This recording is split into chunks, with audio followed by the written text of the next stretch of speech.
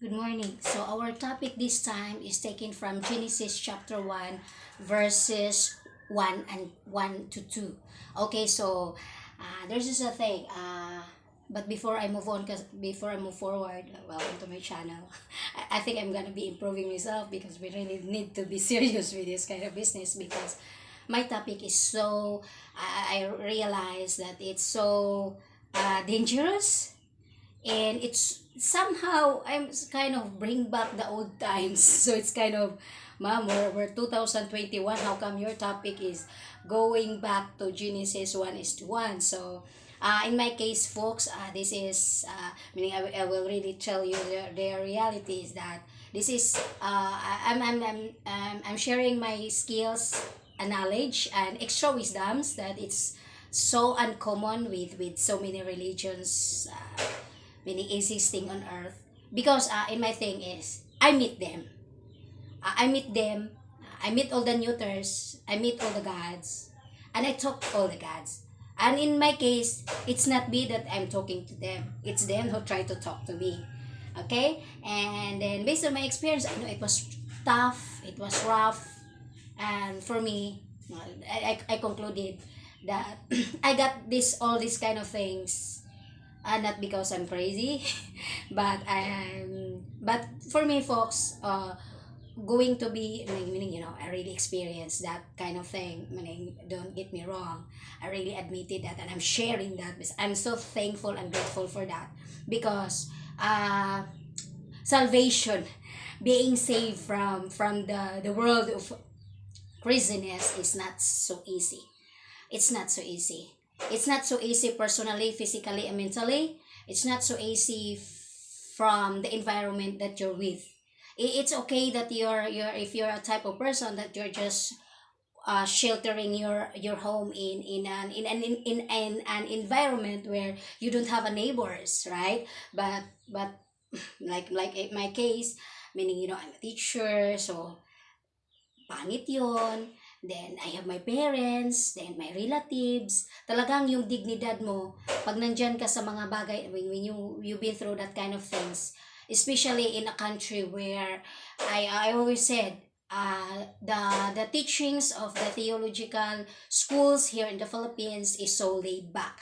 They covered a lot of things. And for me, it's not only in the Philippines, it's all over the world. Christianity cover the eyes. I will just specific cover the eyes of every human being from the time that they are born to the time that they will be dead.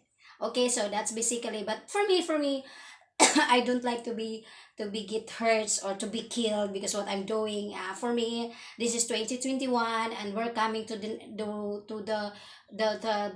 era where, or the genre where everyone is losing faith because their God is unidentified. There is no name, there is no characters. It's always traumatizing us all. It's always psychologically fairing us all. It's kind of, that's why we are blinded, because blinded, crippled, binaliw. Hindi si Jesus yung, hindi tayo hinihil ni Jesus to be blind, crippled, seizures, crazy, and demonic. Hindi tayo, he wasn't doing that. What Jesus was doing is that, he wasn't healing that. He was doing that to us, all human being. Now, for me naman, it's all right. Meaning, it's meaning, it's a cycle of life. So, pangit din naman na, so difficult, or pangit din naman yung buhay na stagnant na when you woke up, wala, work, wala lang, nothing, walang fun. But for me, fun is not that we come to the point that laid back na rin eh. 'Di ba? Yung patayan, yung killing, wars, rape. Suicide, hindi ko siya masyadong tinatouch ang suicide, folks, because suicide is a personal choice. So, hindi, you are not hurting anyone. Yung ma-hurt mo lang, yung either your mother, your father, your siblings, or your girlfriend or boyfriend, or your husband or your wife or your children, or your grandparents. So, decision mo yon. So, for me, you are not hurting in such a way that you pinch like if me, if this is a person, if I do like that, I hurt someone. So pangit yun. Iba na yung that's the biggest mistake of human being, kasi ayaw nung creator, I will say creator, talagang creator sa tao. Creator ba, or for me creator pero namatay na si creator eh. To be honest with you folks, God who is creator matay na yan. So talagang ganyan ang rules nila eh. Talagang parang tao din. They are like gods also, or similar with humans. Mamamatay din sila. Ito lang din yung discovery ko. They will dead. Okay, so now, once we heard this person, even this pen, sila din, ganito din ka-sensitive ang spirits. Once that you throw it away, you didn't value this thing. Kaya sabi ko baliktad. That's why I said that, did these people or the writers in the Bible similar with other people, yung sa monks na pinag-aralan yung nature in order for them to have extra knowledge and wisdom, na hindi siya pang normal minded, talagang pang genius siya, or yung knowledge nila, for example the quotations that, or the quotations that they will be giving to us or to their members, talagang mag-iikot, you as the reader, mag-iikot yung isip ko, mag-iisip yung mga iisip nyo in order to learn about something. Like for example, God is love. So who is the promoter for that? God is love. So you as a person, as a leader, you reader, you will be, or writer, you will be getting a lot of wisdoms. You can excrete different wisdoms from it. Okay, so as akin lang, in my case is, I'm talking all about based on my experience, and because I know them. Tapos, i-discern ko rin siya kasi kaya compare mo siya to with all the other teachers or preachers talaga. And I'm not blasphemous folks. I have baptism, so I have the rights. So I have the rights to say about them in behalf of them. Yun lang din, ang blasphemous pala. You cannot speak about them as God if and only if you don't have baptism, or you have the oath-taking or pages na magsabi ka, magkwento ka all about us. Parang ganyan. Okay? So now, our content today is taken from Genesis 1:1. So we need to know who is God, because so many atheists nowadays na, ano bang Diyos sa inyo, folks? Ano bang Diyos sa inyo? Kabihan nyo, itanong nyo ngayon sa sarili nyo, kasi in the Philippines, for us, God is everywhere. So meaning to say, God is, in my church also, God is invincible. God is, from my church, which is my current church, is supposedly I am a Assembly of God member. So, ang Diyos namin, folks, is omnipresent, omnipotent. Talagang God is omnipresent, omnipotent to the highest level of energy. Yan ang Diyos namin. So sa inyo, ano yung Diyos ninyo? So, okay? So pero nag-ano din kami na Jesus Christ din kami, my Lord and Savior din kami na si Jesus Christ. Tapos based din sa Bible, wala din naman kaming ibang Bible. So kasabi, ma'am, baka isara mo yung Bible. Talagang wala lang. Hindi ko yung sasara, folks. Ang hirap sa paggawa niyan. Walang makagawa niyan. Ang sa akin lang is, in my experience is that, ang nangyari kasi sa life ko is, yung sa New Testament, yung papel na ginawa nilang tao, so yung papel, yung Diyos natin si Jesus Christ, hindi yan tao. Papel yan. Story, lead character. So, kami, sa akin, in my case, ginawa ko siyang tao. Nagiging tao. Okay, so ito lang. Nagiging tao. Kaya yun ang pina-fight ko in the world of religions. Because, bakit naging tao? Okay, how come that it becomes human? Tapos pag mag-becomes human yung kinukwento nyo na tao, yung, kasi si Jesus kasi in that New Testament is that, he is referring to, may kinukwento siya na tao. Okay, pwede rin siyang kalaban. Yung kalaban niya kasi si Satan. Okay, you get out, baby. You get out. Nakuha nyo. So, may kalaban siya. So, si Jesus may kalaban. So, ito lang din yung sa akin. So, bakit nagtatago sa katawan ko? Pero ako din naman, to be honest with you folks, may kalaban din ako. Hindi kalaban na kaaway. Ang ano ko is, nag-aaway talaga kami ni God na alam ko na God. Marami yan sila. Marami talaga akong kaaway folks. Kasi, bakit tinutuko? Okay? So, my concern is, how come that it happened in my life na hindi ko alam? O, ito lang, parang blinded ka. Alam ko, it happened in my life na they have to remind me, they have to recall me, na grabe din yung ano ng, I think I got an amnesia. Hindi rin siya amnesia kasi, di ba, folks, when you are growing up, like me last year, 36 years old. So, then 2017, tsaka when I was 33 until 35 years old, ano din ako, I've been through mga trials din sa buhay. I've been through a trials in my life. So ako, hindi na ako nag-focus tapos within my relationship also, I don't focus with my past. Ayoko, hindi, this is my biggest mistake with my past relation with my late partner. I think that's the reason why also that he was reincarnated back, because he was asking me as well, like he was asking me, what's going on with you, Luchi? Parang ganyan na, parang ang ano niya sa kanya, yung uh, reason niya for coming back is, he was asking me, what is my secret? Sabi ko na, wala akong secret. Nag-move on lang. Wala ganyan. Tapos, kaya grabe din yung recognitions na God is real and God is spirits. God has a spirit. So I'm so thankful also with all the people who helped me na nag-COVID ang mundo, kasi mahirap din siyang i-recall folks. And then knowing in my case, kaya grabe din, sinasabi, magkukwento ako, if you notice me, I always mention 5 energies trying to punish yung ginagamit ko talaga, kasi na-depression man ako folks. Depression in such a way na nag-induce stress, na may hysteria depression kasi ako folks. Pero maganda yung, to be honest with you guys, yung mga depressions ko, more on love. Na kung bang mag-love siya, magalit yung papa ko. Kasi bigay todo talaga. Yung wala kang, parang sinasabi na, may itinitira ka ba sa sarili mo? Siyempre, parang ganyan. Pero magaling kasi ako parang pizza, na magaling kasi kung mag-divide na ito sa'yo. Ganyan ako. So, ito para sa akin, para sa mama ko, para sa ganyan. Ganyan kasi ako, folks. Tapos, yung iba, hindi mo rin magawa in actor, pero talagang sa utak, planado, parang pizza na, ito sa'yo, pa ito naman sa hindi nakikita. Ganyan kasi ako. Ang nangyari lang, by circumstances, ito lang din nangyari sa buhay ko, baka mag-ano kay ma'am, kaaway mo ang Diyos dahil hindi, ito lang, kung matalino kang tao,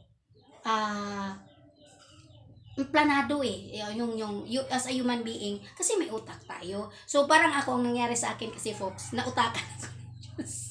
So parang nautakan ako. Tapos mabiblame ko siya in such a way na yung circumstances na ang ginamit na pagpapautak, na nautakan ako na God is more stronger than I, was that yung sa government sa United States of America and the neuroscience. Okay lang ako sa neuroscience kasi Philippines tayo So I didn't know that the notions of the Philippines to the world is different. Na that the reason why they don't responded on my email to conduct a search or survey or hidden research or hidden camera, hidden spying on their own citizen, was that Philippines is parang, alam nyo yung the 9 planets on Earth, 9 yung planets sa Earth. Yung Pluto daw inalis sa 9 planets. So 8 na ngayon ang planets sa Earth. So ang pagkakaintindi ko, yung Pluto, Philippines yun. Kaya ako, I'm doing this kind of thing because I really wanted to recover Pluto to be back in the 9 planets. Kasi dito naman ako, ang talino ko kaya. Yung parang yung talino ko na ang ganda kaya 13 years old, 7 years old. Holy Bible na yung naano ko folks na anong tawag nito, na decode. Pero hindi lang ako, ito lang din ang sa akin. Hindi ako nagsalita kasi hindi ko rin naman alam na it was correct. Okay? So, ganyan lang sa akin. I didn't know that it was correct. Especially when I was 13 years old, sila din, Holy Spirit din nag-recall sa akin. You recall this, and that. Kasi pinanish pa ako because back then, last year, I got a punishment because I was lying. Ano bang lie mo, ma'am? My biggest lie is that when yung late partner ko kasi always asking me, who was your first boyfriend? Or my boyfriend ka ba? Never kong na-mention si GC na boyfriend ko on 13 years old kasi na wala, serious siya eh. Serious, it was a serious matter for me. Tapos, in the eyes of the people, para kang syung-syung. O, pagsabihin ko sa kanya, anong i-expect niya sa akin? If I will tell him the truth, magiging parang gaganon eh. Literary folk, if I will tell you about that, na BF ko siya, o anong expressions, what would be your expectations from me? Right? So that's basically for my concern. For me, I'm doing this kind of intro every time I have to explain myself in every time that I make a content because I'm avoiding blasphemous. Okay? I'm avoiding blasphemous case because as you all know, cover talaga folks, the Holy Bible is walang Diyos dyan na nagkwento na hi, I'm God. Parang ganyan. Wala ring kwento lang nila. All of the writers in the Holy Bible is they are sharing knowledge based on other parang scientists, based on their research, based on their experience in their life, na hindi talaga sila, they never encountered na yung spirits na nagsalita sa kanila, especially for Genesis 1:1. Okay, I will speak in Bisayan because my Bible is Bisayan. So, sa pagsugod sa Dios, pagbuhat sa kalibutan ug tanang butang sa kalangitan, ang kalibutan haw-ang ug walay hitsura. Ang kadagatan gitabunan sa kangitngit ug ang espiritu sa Dios naglihok ibabaw sa katubigan. Okay, so my very concern here is espiritu sa Dios, meaning based on this in this chapter or verses in the Bible is that as we describe who is God, ma'am. Ito yung descriptions natin kasi ang dami ng tao, there are so many people that nowadays they don't believe in God. Nag-atheist na sila. So, kaya I'm so concerned kasi ano bang Diyos ninyo? Parang parating kong sinasabi, ano bang Diyos ninyo? Tapos magsabi naman, si Jesus Christ, ma'am. So, ano ba si Jesus Christ? Huwag na natin anuin si Jesus Christ kasi Lord and Savior yan. Tapos ako kasi, naghanap din ako ng hostisya, justice for Him. Jesus Christ, justice for Jesus Christ. Why, ma'am? Because it was an assignment for me. Na parang sinasabi, telepathic and conversation na I know something about Jesus Christ. So, parang ganyan. Tapos, kasi takot ako, papatayin ako. To be honest with you, folks, have you heard na so many Jesus Christ? Pinapatayin, folks. So, tapos sa Bible din, parang sinasabi, whoever na mag-God dyan, or anak sa Diyos or son of God, papatayin yun, folks. Delikado yan. So for me, during my oath taking, ganito lang, I always mention about that. Even I have 5% lang yung talagang iniiwan nila sa akin awareness na ako si LP. Okay? So 5% lang yan, folks. Imagine that how much it was for me to difficult. But at the end of the moment of their invasions, ang bilis nang yan eh. Parang pag mag-invade yan sila sa katawan mo, folks, invade.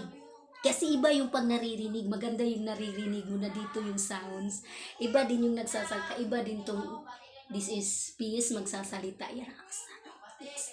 For me, all I have is gift. It was all gift. Kasi na-appreciate nila ako because parang ang nangyari kasi, folks, is na-appreciate nila ako, na-admire nila ako, lalo na si Tanda. Huwag na si Tanda kasi talagang I was more concerned about them.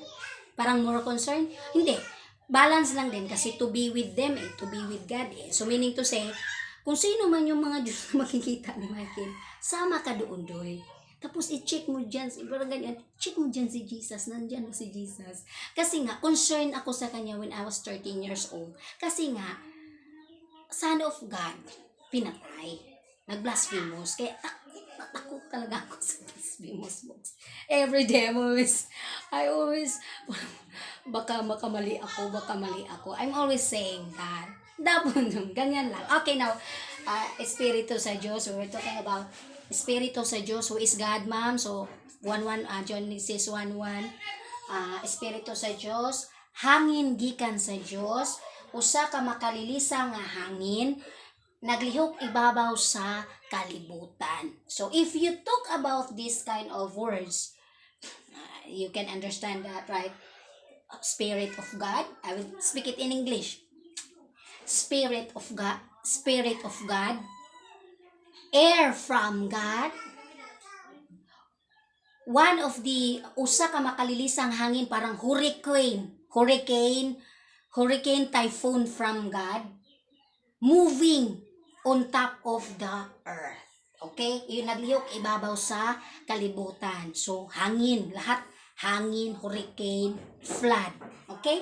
So, tapos may spirito sa Diyos sila. So, ito yung ano natin. This is what we gonna be studying about. Kasi, pag i-refer mo siya, this kind of thing, this kind of description about God, if you refer that, this is Old Testament. Pag i-refer mo yan siya sa New Testament, there is a passage there that after 40 days, you can research that, folks. You can research for that. After 40 days that Jesus was into fasting. Parang sa akin yung imaginations ko noon when I was younger, ngayon din, nag-hunger strike siya for 40 days.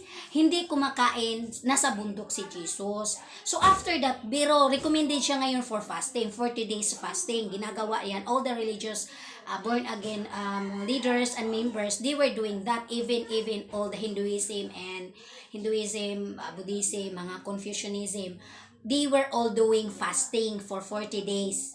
Even Muslims, they have also Ramadan. Grabe nga yun sa Muslim na mag-fasting sila, di ba? Okay, so ano pa yan? Holiday pa yan. So now, nagfa-fasting after Jesus was doing the fasting. After that, that's the time that Satan talked to him. So ito lang din. I'm so curious. Ano ba si Satan?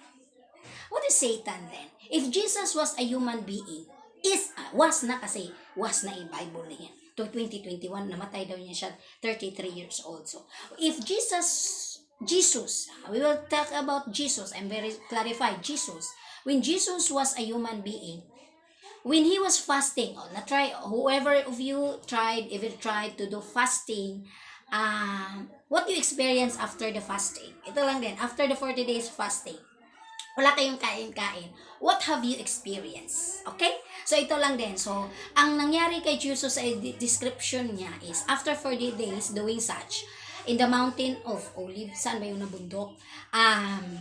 That's a time that Satan talked to him. Pero ang problema nila, so kung si Satan magtutok sa kanya, okay, kunyari ito si Satan. Pero yung Satan kasi, sa Genesis, snake yun. Ang symbolizes niya is snake. Okay? Okay, snake. Tapos, okay, snake. O, kunyari, snake to. Okay. Si Jesus, human. So, kunyari ako si Jesus. Si Jesus daw ako. Based on the Holy Bible story lang to, ha? Hindi ko pa yan tangkap. Okay. O, kunyari, ito na lang si Jesus. Ito si Jesus, yung broken. Nag-vlog? Nag-vlog pa, baby, si Manan. Oy, nagluto mo chicken dra. Makadobo mo, mangayo niya kung chicken legs. Okay, so if this is Jesus, I really like to pronounce him as Jesus because Jesus of Nazareth siya. So Muslim, Jewish, so iba yung language ng mga Muslim, right? I'm not against Muslim as well. Ito lang din, hindi mo na ako against Muslim, guys. Mindanao. Yung pirehil ko, folks, sabi ko nga kay Nas Daily, yung pirehil ko, muro, blood yan. Kaya parang I'm so blessed din naman na kung ano may yung mga ginagawa ko, safety ako. Pag patayin ka dyan, ma'am, talagang wala kang safety nest. Huwag naman po. Kung di ako mag-explain sa inyo, hindi mo yan malalaman. talagang aayusin ko talaga pag-explain, folks, kasi para maayos yung buhay natin. Tapos pag dating natin doon, ito lang din, folks, kasi this is my very own goal in life. Heaven on earth. Pagdating doon, talagang sabihin mo, ito ang buhay ko. Kung aware kayo, napatay kayo, tapos if you are given a chance na makausap mo talaga sila, yung kagaya sa akin, tsaka kagaya din kay Tanda, si Tanda kasi lugad yan. Ako, talagang may marami akong nakita. Ako pa, talagang gastusan. I'm so thankful with my group of people who really listen to me, kasi pag wala talaga, guys, yung mga magulang ko, I always mention here, hindi alam. Pero ngayon, I'm so confident na mag-YouTube sa YouTube channel ako, kasi my neighbor knew already that I'm feeding videos on my YouTube channel. Okay, so alam na nila, aware sila kung anong ginagawa ko. Pero noon, guys, last year, hiyang-hiya talaga ako. Pero ano pa yon, process yon, because I really doing something.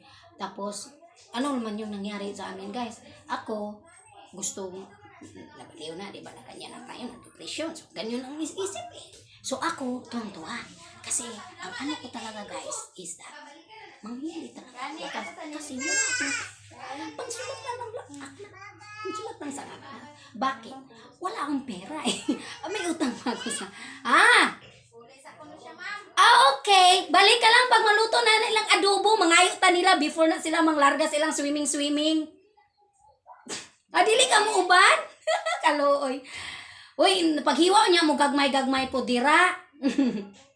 Piece by piece talaga. Okay, so ito na lang, let's go back. Okay, kasi yung time ko is I always wanted to have a limits in every of my video. Every time I got video. Okay, ito si Jesus. Kunyari si Jesus. Tao si Jesus, diba? We all know si Jesus tao.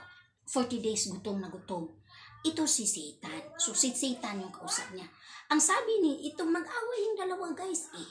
So si Satan, sabi ni Satan, si Satan daw, over all rulers of the earth. Okay? Siya daw yung may-ari over all rulers of the earth and the heavens. Dito lang tayo sa Biblia, huwag na tayo dun sa iba-iba pa dyan. Basta ako sa Biblia talaga ako, folks. Kasi yung mga enlightenment ko dyan eh. Dyan nagsimula eh. Okay? So, sabi niya, siya, so, si Satan over all rulers of the earth and heavens. Heavens pa ha. Tapos ano mo yan sa Old Testament, serpento. Ito yung ahas.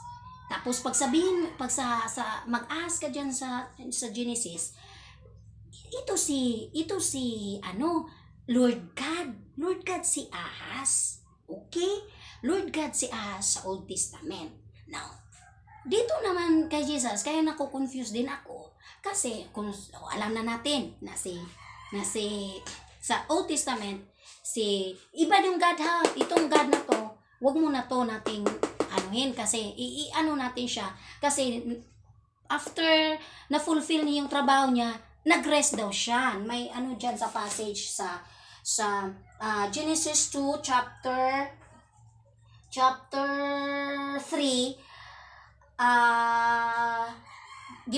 gipanalanginan sa Dios ang ikapitong adlaw, gibalaan niya kini sa maong adlaw, natapos niya ang iyang mga pagpamuhat ug mipahulay siya gikan sa tanan niyang gibuhat. When we say mipahulay, God here on Genesis 2 chapter 3 patay na, rest in peace, si God the Creator. So ngayon pag magbasa na naman tayo doon sa 4, o dyan, max 4, wala. O ingon niini ang pagbuhat sa kalibutan o sa tanan nga nasa langit. Then we will move forward